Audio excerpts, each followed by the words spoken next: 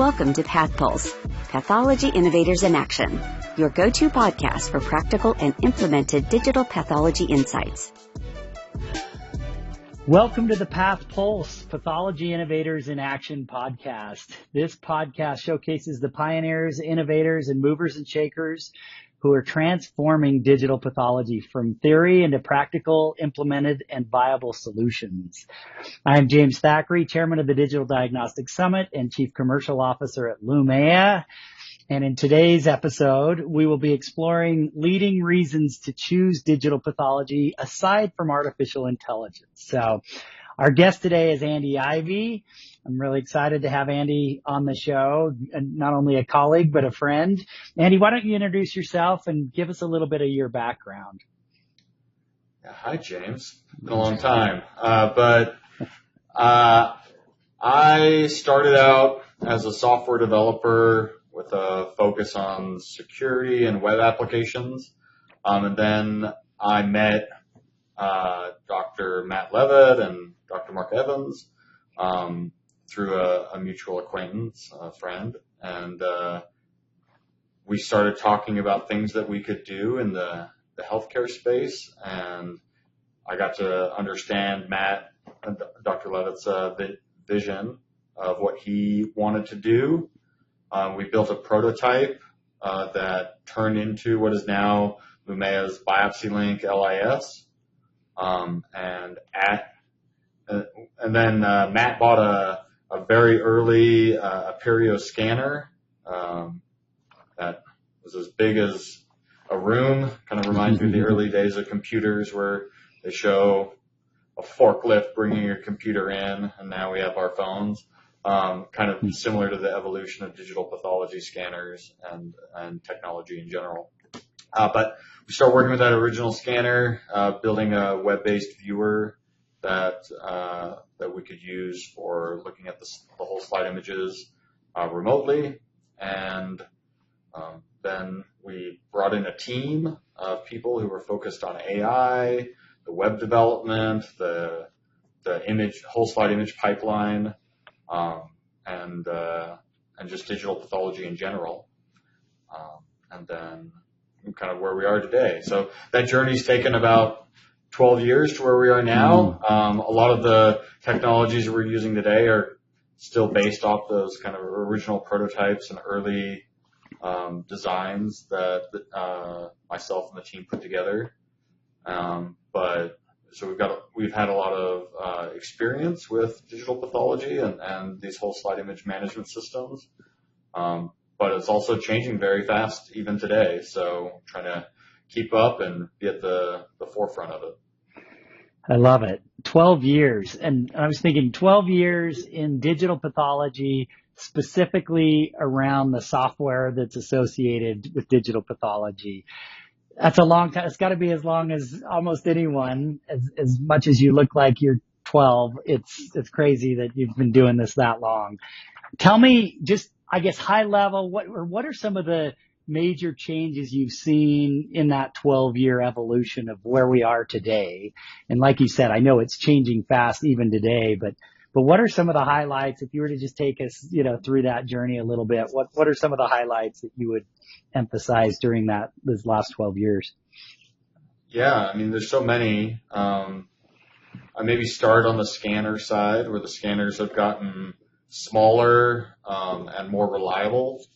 Our first scanners, it was a battle to keep them running, and they took up a ton of space in the lab. Now there's scanners that fit on a desk very, very compactly that can do small numbers of slides, and then even the scanners that can do hundreds of slides in a run are much smaller than they used to be, and are definitely much more reliable, even with all the robotics that's going on to manage the set of slide images that are being made. So that's a big one. I think the AI side has been interesting to develop over the last decade or so. When we first got started, it was kind of pre-Page, pre any of these diagnostic AI algorithms that we have today, which are all very interesting projects and have, I think, a bright future. I think we've also at Lumea focused on the workflow AI and built processes to make the pathologist more efficient, to help them be a better diagnostician, being able to see more of the slide at one time, being able to navigate complex slides and perform calculations and documentation really efficiently. And then, in general, the industry has just matured and grown so much. There's dozens of viewers. There's, probably dozens of scanners, especially there's maybe half dozen really big players and then a lot of new entries who are targeting specific markets.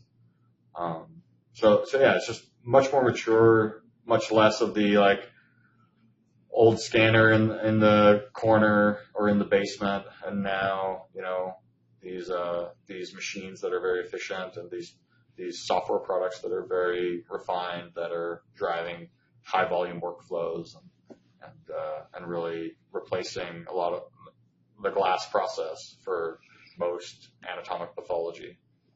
That's great.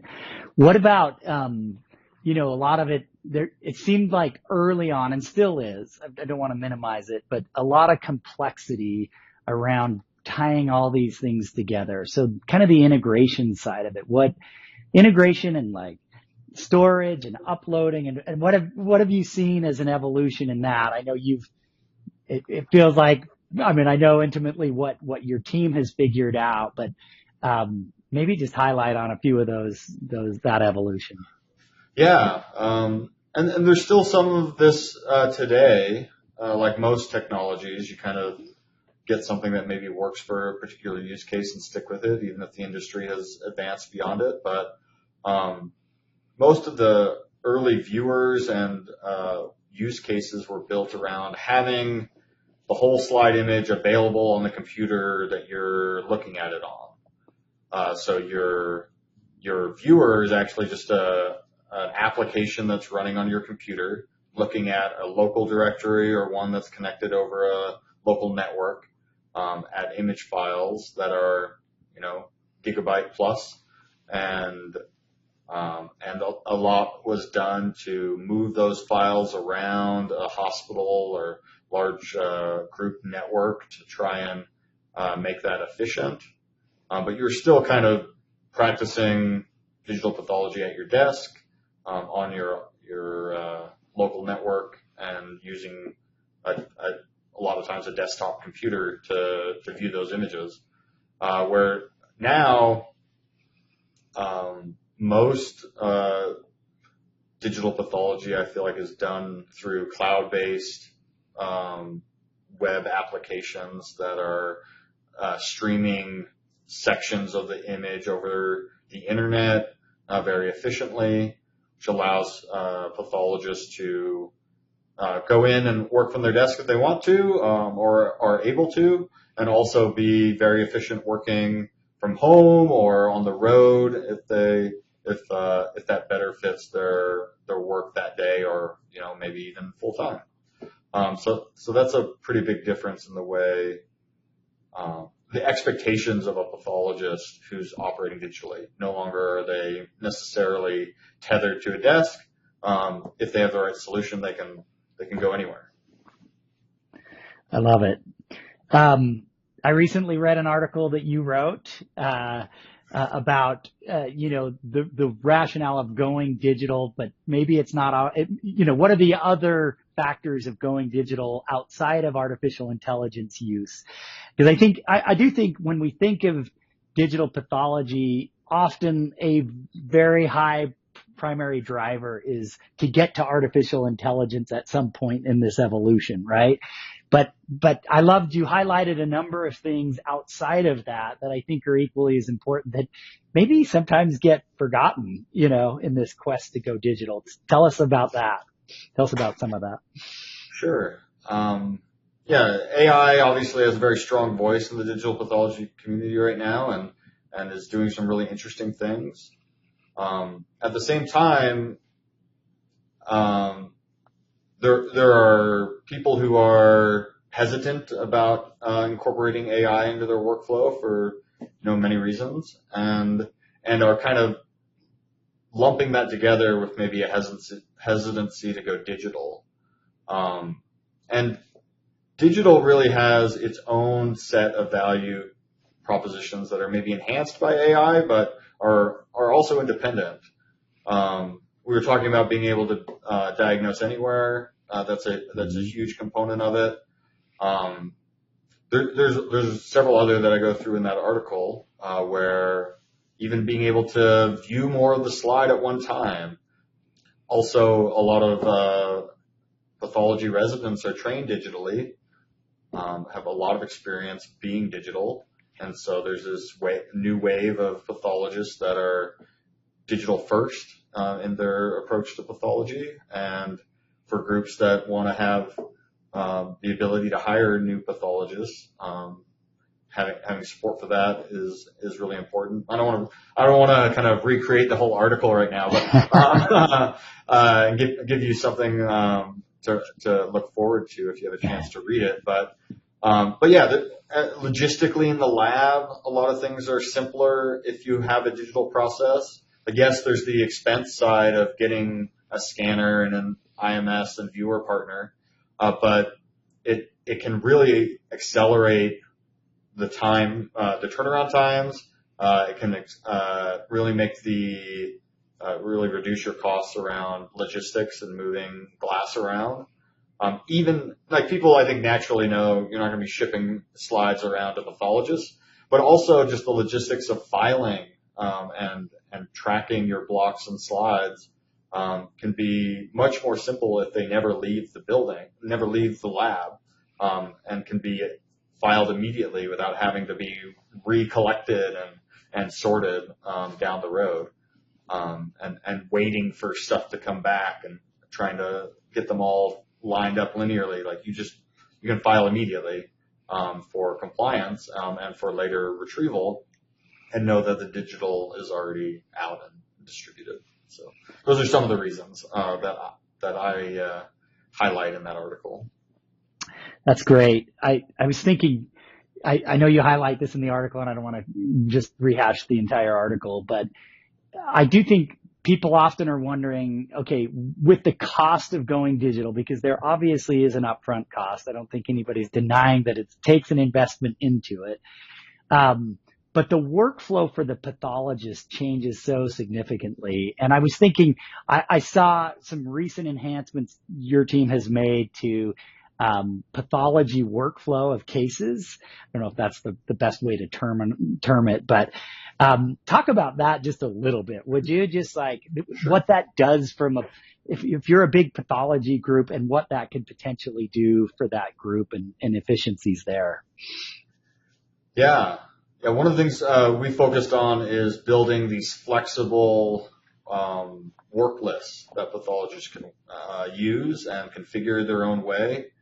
I've been in labs that have these very complicated sets of documentation of how Dr. X and Dr. Y and Dr. Z want their slide trays laid out, how they want them stacked, what preferences they have. And then even if they follow that perfectly, when the pathologist receives this stack of slide trays, they often have to kind of sort through them separately and figure out what's going on. Digitally, we can create many different visualizations of the same set of work for different people, different times of the day, different specialties and specializations and focuses. And so this is actually something that people often overlook when they're looking to move from a glass process to a digital process, is how do you know what's ready to work on now? Like everything gets ready faster, but I still want to know which cases have all the slide images available that I need to look at, which ones are rushed, which ones are on hold, which ones are stacked. we can create views in our software, either for groups that are using us as their LIS or those where we're integrated into an existing LIS that they already had in the lab, and be able to sort by AI availability, and also, human screener availability, different statuses within the case, and different tissue types, different rule outs. Like you can build these lists and work through them throughout your day and get notified when new cases are ready for you. So you're not getting a batch or batches of stacks of glass. You're just constantly being notified when the image comes off the scanner. Yeah. I love it. It really is a paradigm shift, right? Because it's just, you could have pathologists obviously anywhere, but to have that kind of workflow built in and however that practice wants to build it, right? Like you said, by specialty or by urgent, or cases or, whatever it could be. I mean, there's so many different ways you could build that from a workflow perspective, but it's pretty exciting. It gets exciting to me when you look at it and you kind of start seeing how that can be built out and customized to the practice and how they would want to work it. And I'll just mention that a lot of these things are what happens when a lab is fully digital. And so we hear a lot, and there's press releases of groups that have adopted digital pathology. Often, especially larger groups, adopt digital pathology at a small scale initially and are doing it for tumor boards or other like small subsets of their work. But when a lab goes and a pathology group goes fully digital, you get all these interesting time and efficiency savings where no longer do you have to go and digitize a case in order to send it to somebody. It's already digital, and so you just send it to them. No longer do you have to digitize your tumor boards. They're just already digital, and you can track them inside of your system and recall them when you want to do that quality check. And same with just general QCs and overreads. Like, you don't have to ship those. You don't have to digitize them because they're already digital. And you just link them around and share them with others whenever you need to. It's such a good point, and it's one of those somewhat intangible sides of it that absolutely has a cost saving and efficiency perspective to it, but it's sometimes hard to kind of put the actual cost savings to it, but it's true. And I think there's so many of those little things once you're fully digital, like you said, that actually, if you were to do a full evaluation would be recognized as cost savings in the end, Okay, I'm going to shift just a minute. I know we were talking not a lot about AI. I want to actually get your perspective, because I think it is somewhat unique with your history with being in this field. As you kind of oversee the technology side of Lumea, what is your perspective on AI? And how does Lumea work with AI vendors? And just give us that. You briefly touched upon workflow AI, but give us your perspective and kind of what Lumea is doing on that end. Sure. Lumea is definitely committed to working with the AI that our shared customers want to use. And so we see ourselves as a hub, maybe a platform for access to these images, and as an image management system that can integrate through our API and through others, connecting to others' APIs. We can share the image data. We can receive the results. We can make them available to the pathologist either upfront or in retrospective studies or specific cases that are identified later on. I think all of that is a valuable tool. I think it's similar to self-driving cars right now, which application of AI that has legitimate safety concerns and is getting better and better and better. And where we are right now with AI in medicine is actually pretty similar to where we are right now with AI in self-driving cars, where it needs to be supervised. And that changes some of the dynamics. If it didn't need to be supervised, there's a lot of very interesting things that could happen. And hopefully for the good of humanity, like AI progresses and we can do many things, unsupervised with AI and have it be an incredible, tool. Current state and for near future, it needs to be supervised, which introduces some economic challenges.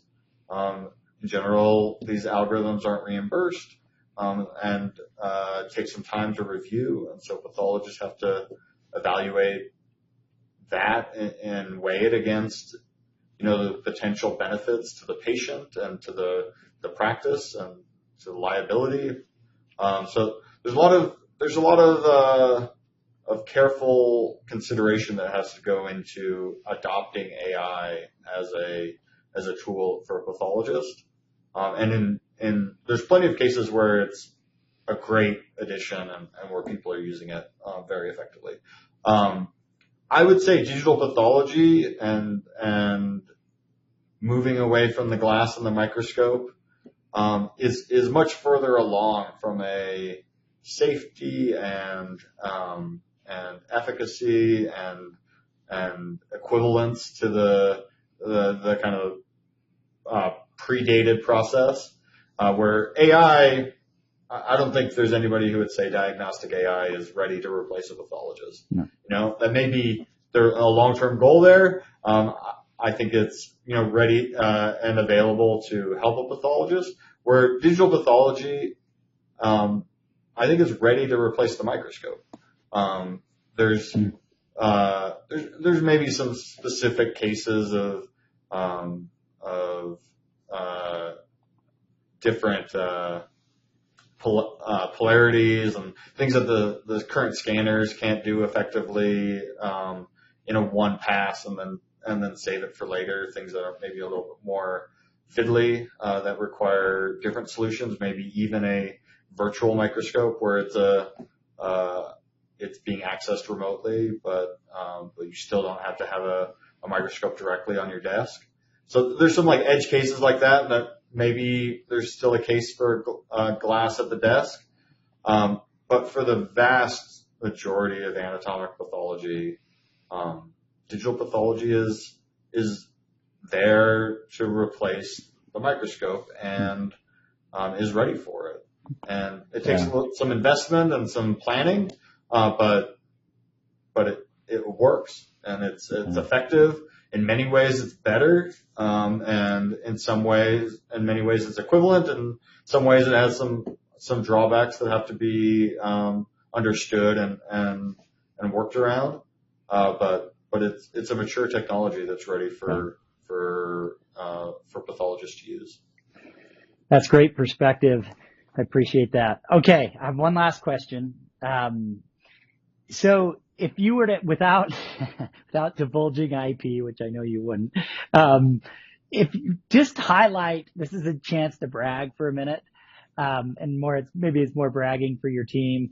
But what are some of the recent developments in the last few years that you're like, this is really cool? This is, and you can be specific to Lumea, or it could just be in general in the industry. Sure. Well, I'm excited about our auto registration side-by-side viewer. I think that's going to be really interesting how that applies both to standard H&E initial reads and to the immunostains. And to describe this for those watching or listening to this, it's side-by-side viewers that are locked in the zooming and panning and rotating.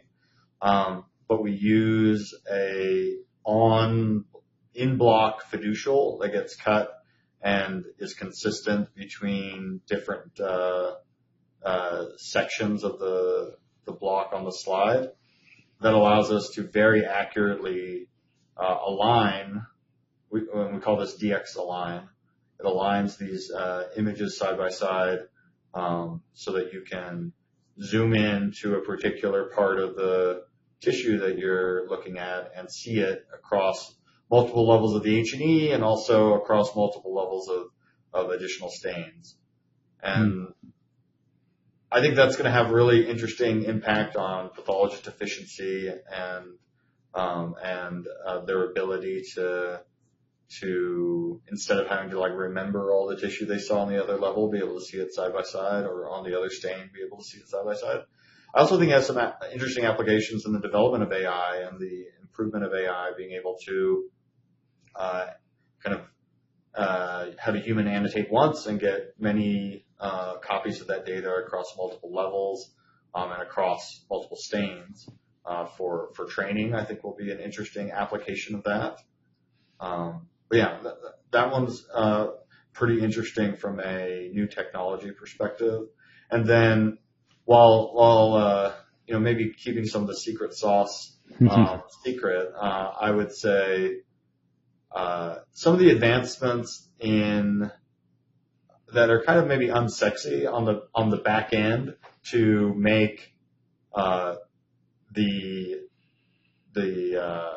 web-based, cloud-enabled digital pathology to be as fast as having the whole slide image on your computer and being able to pan around directly. Like we do comparative studies on these native applications that are running on computers against what we can do over the internet in a web browser, and I feel like that is really cool technology, leverages a lot of the big infrastructure that's been made to deliver media over the internet, and makes it so that we can help pathologists navigate very quickly across slides over a decent internet connection. Doesn't have to be the world's best internet connection, on a decent computer or even on a tablet, and make it really efficient and really fast. And like I said, maybe not the sexiest feature, but I get like special satisfaction when we shave off dozens of milliseconds on tile delivery, because it feels like you expand that out across all of the tiles and all the images that we deliver to customers every day, and it really makes their life better. They can get through their cases more quickly. They can have more confidence in the system. They can provide, quicker turnaround time and better diagnoses for the patients. So it's all. I love it. This is great. Well, thanks, Andy. This has been a lot of fun. I hope we get to do it again. I mean, we get to choose if we do it again, so I guess we will probably do it again. I know that the two things that you like to talk about most are digital pathology and BYU Cougar football. So if there's any last second, BYU shout outs, you're welcome to do that. We'll probably edit them out, but go for it. Sure. I mean, I know that prior to this year, you used to really like to talk about Utah football. Oh gosh. I don't know when this is going out, but BYU and Utah are playing the Holy War football game in a week or so.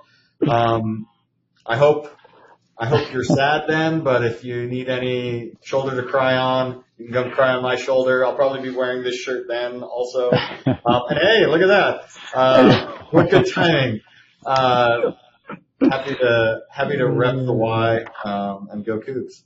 Yeah. All right. Hey, thanks, Andy. Appreciate it. Yeah, no problem. Thanks, James. Thanks for listening to PathPulse, Pathology Innovators in Action. Tune in next time for more inspiring conversations with digital pathology experts.